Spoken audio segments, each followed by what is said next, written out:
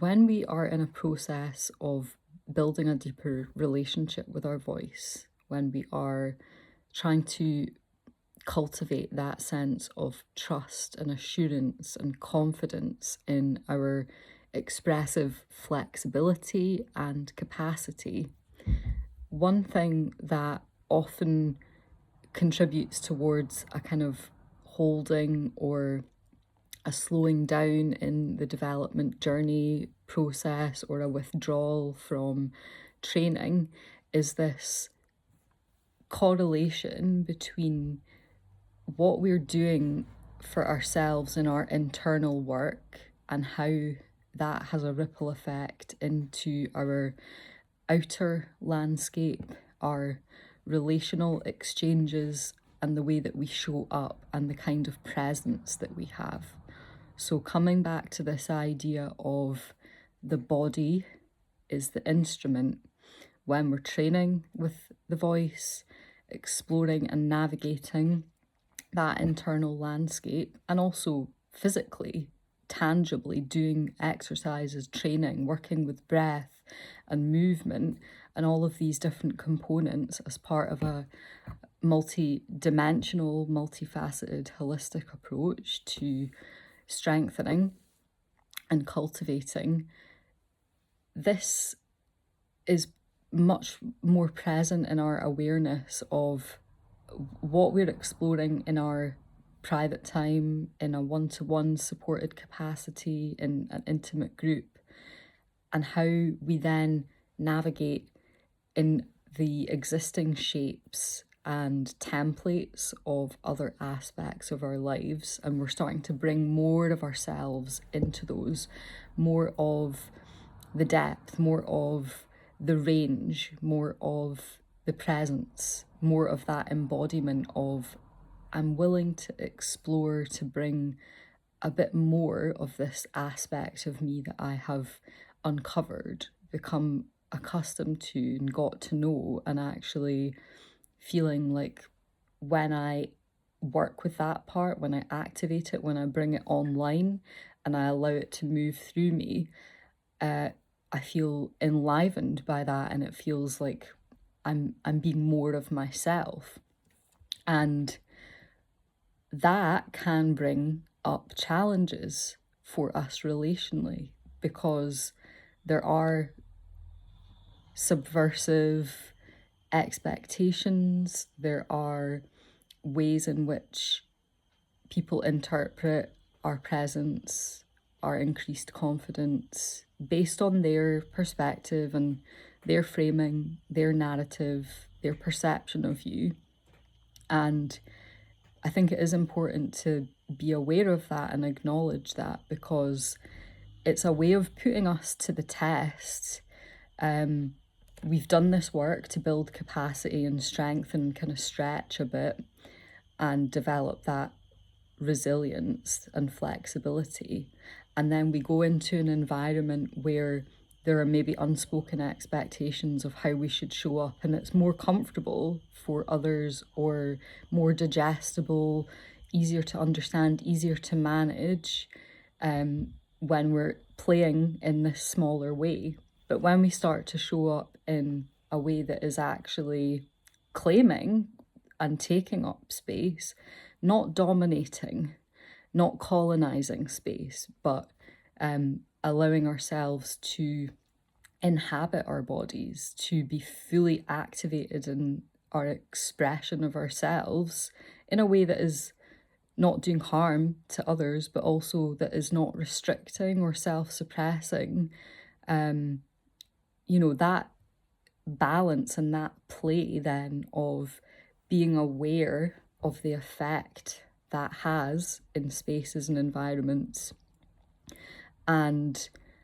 holding on to that and resisting the reflex or compulsion that often can come alongside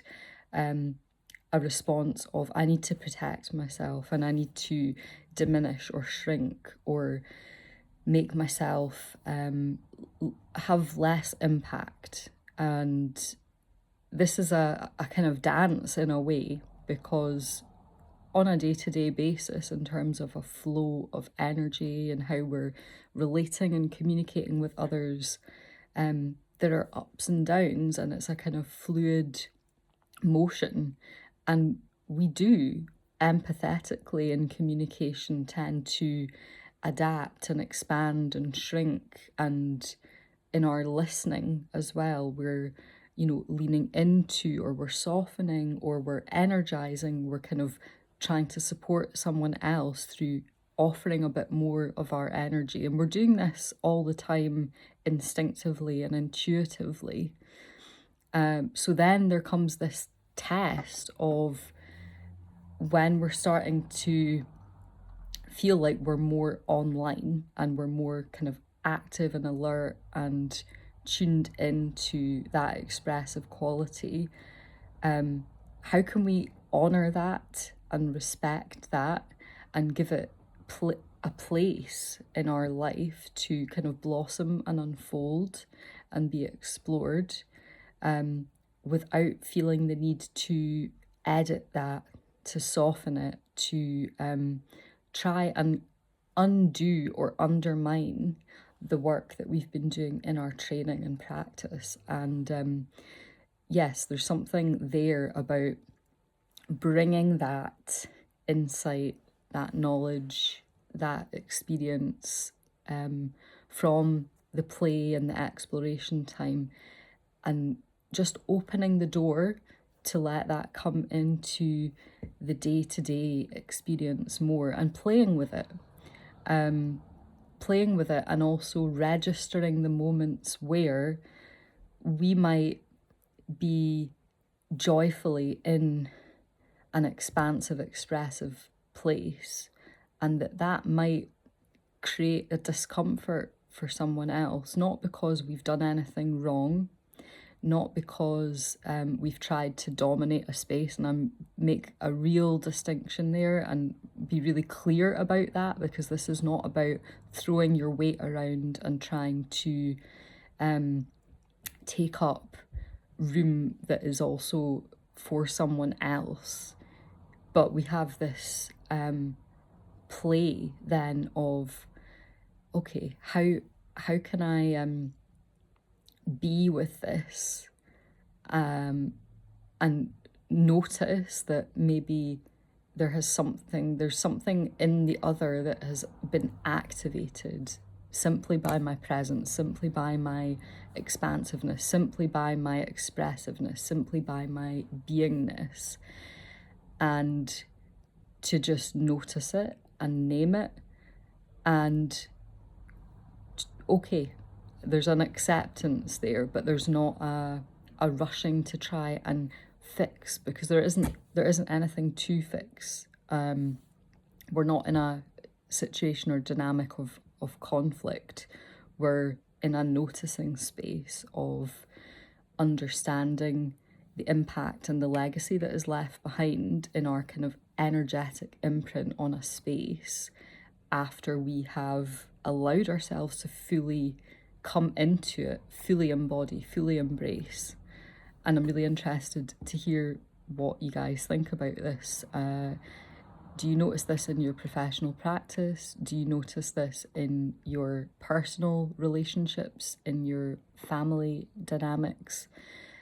It's really interesting to just track these shifts and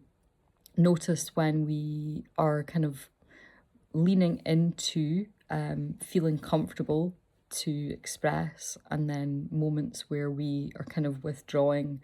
and maybe reverting to protective mechanisms and patterns that actually are about, yeah, I need to feel safe right now, and safety for me right now is about shrinking. So in essence, I'm talking more widely to this idea of we are working around building safety in expanding our capacity, our expressive capacity. And that is a process that takes time and care and compassion, most importantly, for ourselves. Let me know